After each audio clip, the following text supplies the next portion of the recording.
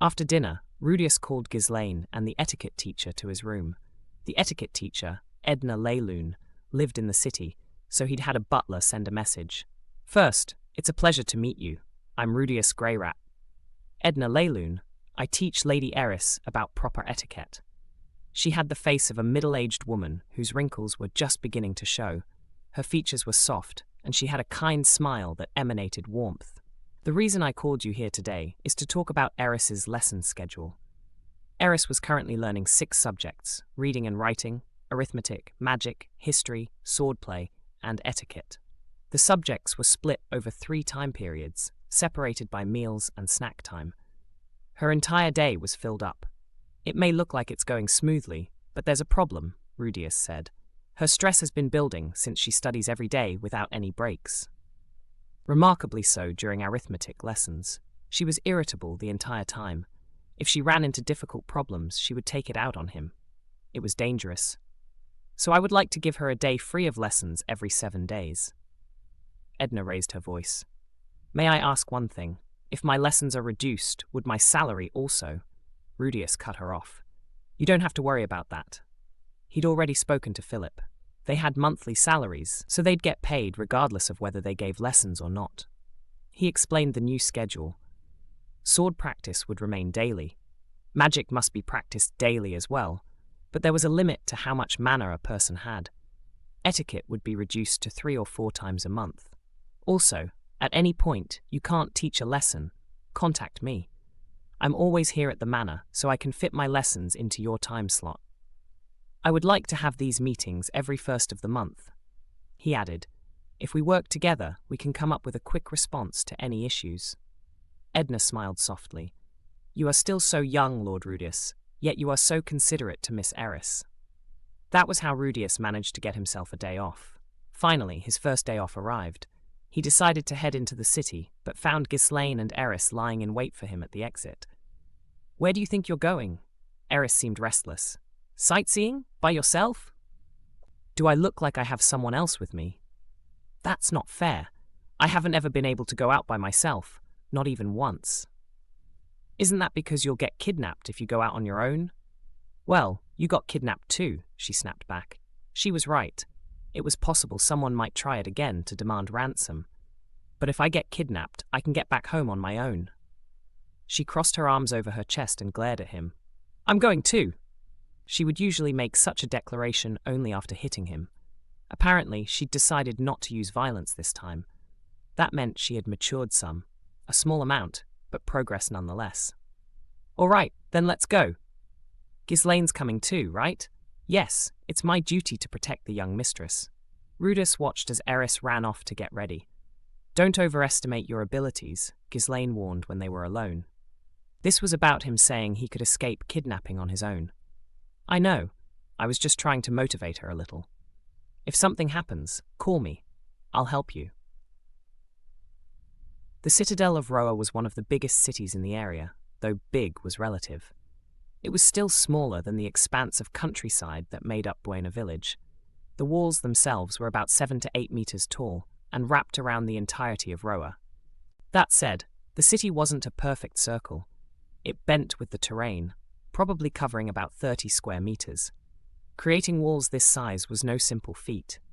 There had to be some sort of magic involved, probably king tier or imperial tier. Or perhaps they made a broad outline with stone and filled in the rest with manual labor. They made their way through the upper-class residential area and into the crowded plaza, then headed to the mercantile district. All the shops near the noble district were posh, and even the street stalls were peddling expensive wares. An old man running a shop selling second-hand wares called out to them. "Hey, young master and miss, take your time and look around." Rudeus peered at what he had on display, taking notes on the products and their prices. Frankly, the man was selling some questionable things. Still, it was good to know market values. An aphrodisiac was 10 gold coins. He wrote it down. "What are these weird letters? I can't read them." Eris's voice blasted his eardrums. She had been reading over his shoulder, her face awfully close to his. Up close, he realized how cute she was. Her features were very evenly set. His memo, by the way, was written in Japanese. "Tell me what you're writing down." I'm writing down the product names and prices. And what are you going to do with that information? Comparing market prices is one of the fundamentals of online games. He paused, realizing she wouldn't understand. Instead, he pointed to a small accessory. Okay, look at that. The last stall was selling that piece for 5 gold coins. This place is selling it for 4 gold coins and 5 silver ones. The owner chimed in. Oh, young master, you have a good eye. Our stuff is cheap. Yeah. Rudeus ignored the old man and turned back to Eris. So, if you talked down this shop into selling this to you for 3 coins and took it back to that other shop and sold it for 4, how much would you make? 5 minus 3 plus 4, 6 gold coins. What the heck kind of math was that? Psst. Incorrect. The correct answer is 1 gold coin. Yeah, I knew that. She turned away with a pout. So if you had 10 gold coins from the start, now you would have 11, right? Oh, hey, she actually did it for once. Wait, no, she just added more in there. Oh well. It was better to praise and encourage her, especially with how much pride she had. Oh, this time you're correct. Wow, very smart, Eris. Humph, as if there were ever any doubt. The old man listened with a bitter look on his face. Young master, that's called reselling. Not something people look too kindly upon. Of course, if I were looking to make money, I would go to that other store and tell them you're selling for 4 gold pieces. That kind of information should be enough to net me 1 large copper, right? His expression soured. He looked to Ghislaine for help, but she was listening with interest. The old man slumped and sighed. Sorry, Rudeus apologized, but only in his head. Anyway, even if you don't plan to buy anything, it's still important to know the prices of things. And what are you going to with that knowledge? For example, you can calculate how much you will spend without even going to a shop. And how is that supposed to be useful? Rudeus turned to Ghislaine. Why do you think it would be useful, Ghislaine? No idea. Wait, seriously? She didn't know? Well, whatever. All right then, maybe it's not useful after all. The information was for his own use anyway. This was how he always did things in online games. Give it some thought. If you think it's useful, then you should do it too. If you think it's useless, then point and laugh. Then I pick laugh. Ah! And why the heck are you laughing? She punched him. They looped around the area, and Rudeus finished taking inventory of all the stalls. He skipped the posher shops since everything would be too expensive. Instead, they headed toward the outer part of the city. Just a short walk away, the shop wares changed completely. Prices were dramatically lower too, down from 5 gold coins to 1. Still expensive. Not something I can afford, Rudeus thought. There were more people here, ranging from nobles to adventurers based on their appearances. Even the shop owners seemed livelier. A store caught his eye, a bookstore. He decided to wander inside. It was deserted, like the general section of an adult bookstore. There were 2 bookcases with volumes of the same title lined up in 2s and 3s. Each book cost around 1 gold coin. In the remaining space was a locked case with rows of books inside. These were about 8 gold pieces a volume, the most expensive being 10 gold pieces. The stores featured products, he assumed. Rudeus examined the books carefully. There were magic texts at various levels: beginner fire magic, intermediate water magic, advanced earth magic. A book on beast god language caught his attention. The fiction section had titles that might interest Eris: adventure stories, tales of knights and heroes. And there, in the locked case, a book on demon god language. His heart skipped. The demon god tongue was spoken on the demon continent, one of the most dangerous regions in the world. Learning it would be incredibly useful if he ever traveled there. But the book cost 10 gold coins, far beyond his meager tutor salary. See anything you like? The shopkeeper asked, a thin man with spectacles perched on his nose. Rudeus pointed to the fiction books. I'd like those for Miss Eris, but I don't have enough money on me today. Eris tugged at his sleeve. I can buy them. Grandfather gives me an allowance. That's very kind, but you should save your money. But I want to. Her eyes were bright with enthusiasm. You're always teaching me things. Let me do this. Rudeus felt his chest tighten. She was being genuinely thoughtful. Then let's ask Philip first if it's all right to use your allowance this way. Philip agreed, amused by his daughter's sudden generosity. Eris ended up buying several fiction books. tales of adventure that Rudeus could use during lessons. She even insisted on buying one of the beginner magic texts, though Rudeus explained they already had similar books at the manor. "But this one has pictures," she protested. He couldn't argue with that logic. As they left the bookstore, Rudeus glanced back at the demon god language book behind the locked case. Someday, he thought. Someday, I'll come back for you. On their way back to the manor, Rudeus noticed something floating in the sky. A castle, suspended in the air as if by magic, which, of course, it was. "What is that?" "That's the fortress of the armored dragon king Perugius," Ghislaine said. "Perugius," Eris exclaimed. "Father told me about him. He was one of the heroes who fought the demon god Laplace 500 years ago." Rudeus listened intently as Eris explained what she knew. Perugius had 12 subordinates known as familiars. After the war, he sealed Laplace away rather than destroying him completely. Back at the manor, Rudeus researched Perugius more thoroughly. The floating castle fascinated him. Someday, perhaps, he might learn magic powerful enough to create something similar. The next day, Eris was in a terrible mood. She demanded another outing. Rudeus, fearing a violent outburst, quickly agreed. Time passed. Rudeus documented Eris's progress regularly. Her reading and writing improved steadily. Magic came naturally to her. Swordplay was her greatest strength. She was approaching advanced tier already. Arithmetic remained her weakness. Silent casting seemed impossible for her. As Eris's 10th birthday approached, the manor buzzed with activity. Edna requested additional dance lessons. She appeared at Rudeus's door one evening, looking exhausted. "I'm afraid Miss Eris is refusing to attend," Edna said, her voice strained. "She runs away every time I try to teach her. Could you perhaps convince her?" Rudeus found Eris sulking behind the stables, sitting on a haystack with her arms crossed. "What's wrong?" "I don't want to learn dancing.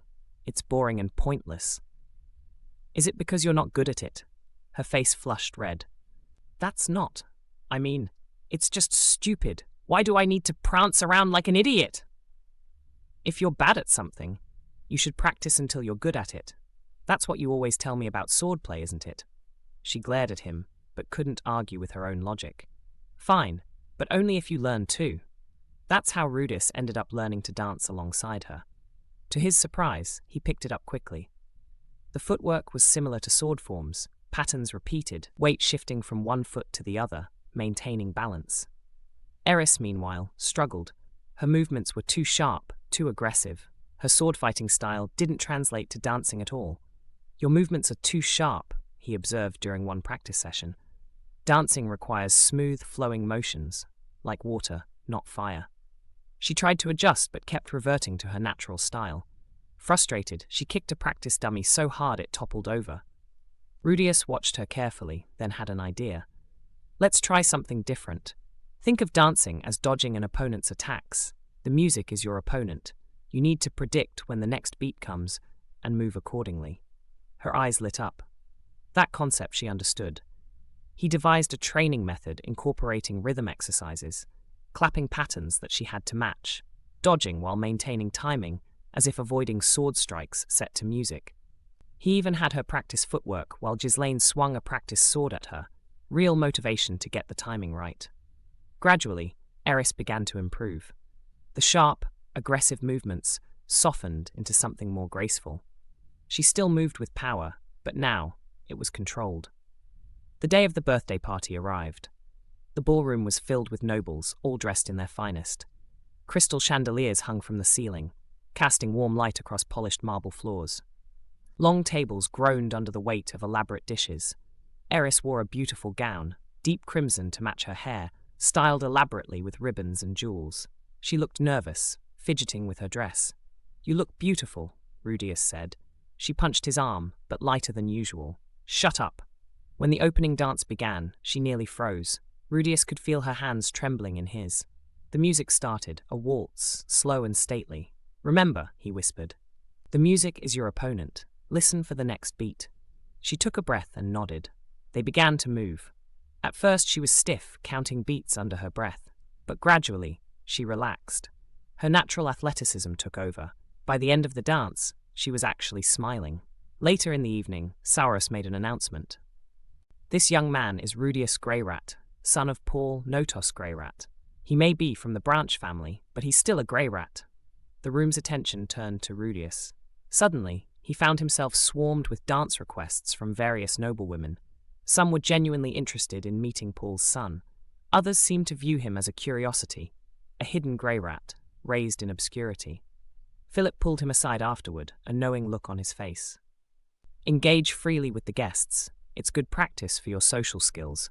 But don't follow in Paul's footsteps. Your father had quite the reputation with women. Still does, if I'm being honest. Rudeus nodded, slightly embarrassed.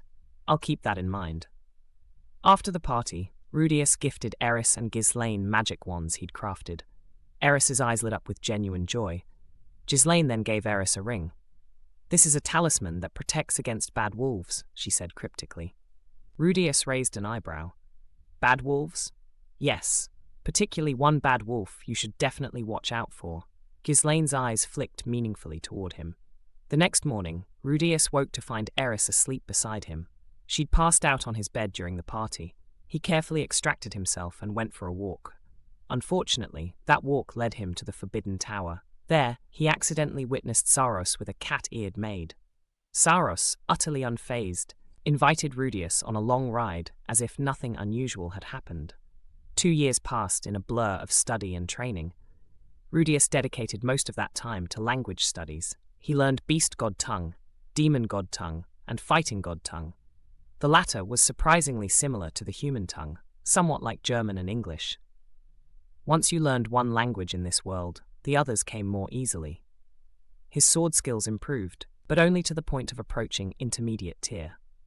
Eris, meanwhile, advanced from intermediate to advanced tier. The gap between them widened with each passing month. Eris spent her days off training relentlessly. Rudeus spent his learning languages. The difference in their priorities showed in their results. For magic, Rudeus practiced by making increasingly detailed figurines. He'd hit a wall in his progress, but that would be resolved once he began studying at the Magic University. There was no use being impatient. 10 years had passed since he came into this world. The thought made him emotional. From Ghislaine's perspective, watching Rudeus and Eris grow had been fascinating. Rudeus's teaching style reminded her of Roxy's approach: focus on fundamentals, master the basics before advancing. In a real battle, the most reliable fighter wasn't the advanced magician who took forever to cast. It was the magician who could adapt and had full mastery of basic and intermediate magic. She'd once thought magicians were useless in battle, but after seeing Rudeus fight during the kidnapping, she'd changed her mind. An opponent who moved swiftly while using offensive magic to restrict movements would be formidable for any sword fighter. Rudeus had no talent for sword god style. He overthought everything. He was more suited to North god style or water god style, but Paul apparently hadn't taught him either. If he still wanted to learn swordplay in 3 years, she would introduce him to someone who used North god style. Recently, Rudeus had come to her room with a book, saying he wanted to learn Beast God Tongue. 6 months later, he could engage in daily conversation fluently. Now I can go to the large forest village whenever I want, he'd said. Though his expression lacked joy. And what do you plan to do there? Ghislaine asked. He became flustered. Huh? Nothing in particular. Oh, there might be some cute girls there, though, with cat ears. That convinced her. He was definitely Paul's son. Everyone in the Greyrat household seemed to stare at her ears and tail with peculiar interest. The Boreas family liked beast people, Philip had once explained without shame. Lately, a sparkle had started forming in Eris's eyes when she looked at Rudeus. Ghislaine may have been ignorant in affairs of love, but even she could see it. Eris looked just like Zenith had when she began falling in love with Paul. Rudeus had begun learning Demon God Tongue lately. First Beast God Tongue, now Demon God Tongue. He seemed intent on meeting all the women in the world. Still, Rudeus was worthy of respect. At least for now. What's wrong, Ghislaine? Eris appeared before her. Eris had grown a lot in 2 years. She'd stopped yelling and sullying her clothes. Rather than attributing it to etiquette lessons, Ghislaine suspected it was because Eris wanted to look good in front of Rudeus. I was thinking about Rudeus, Ghislaine said. How come? A shade of jealousy appeared in Eris's eyes. I was wondering why he's trying to learn the language of the demon continent. He's explained it before. It might be useful someday, he said. If Eris continued training earnestly, she might one day surpass Ghislaine. Her potential was beginning to show. If she mastered it completely, she could reach Saint-Thierry. Ghislaine wondered how her master would react when she introduced them. She looked forward to it. As Rudeus's birthday approached about a month away, the manor grew restless. Eris was particularly excited about something. Curious, Rudeus decided to investigate. After tailing Eris, he spotted her chatting with a maid in the kitchen. Ghislaine was there too, distracted by meat set out for the next meal. "I can't wait to see the look of surprise on Rudeus's face," Eris said. "He might even weep with joy." "I'm not certain about that. It is Lord Rudeus we're talking about. Even if he felt surprised, he might not let it show." "But you do think he'll be happy, right?" "Yes, of course. As part of the Branch family, I'm sure he's had a rough time of it." Rudeus hadn't really had a rough time. But what were they talking about? "If only Rudeus hadn't been born to that house," Eris said with pity. Now that Rudeus knew what the conversation was about, he decided to leave. He'd learned something important in the past couple years. Paul's real name was Paul Notos Greyrat. Notos was the name of Paul's noble family. Long ago, Paul was disowned by the Notos household. Those in power were full of paranoia. Worst case, they might send assassins after Rudeus. That was why it was necessary to hide him. Ordinarily, Rudeus should have been treated as more important than Eris, since he was a boy. Instead, he was treated like a servant. Even the 10th birthday celebration had to be limited in scale. That's why Eris had gone to Saros to request a secret party, one just for people in the manor. A modest home party especially for Rudeus. If someone had told him they were throwing a birthday party, his reaction would be flat. But this was Eris's idea. She'd never done something like this before. If he didn't act excited, she would be disappointed. Rudeus decided to practice making fake tears with water magic, because he was a man who knew how to read the situation.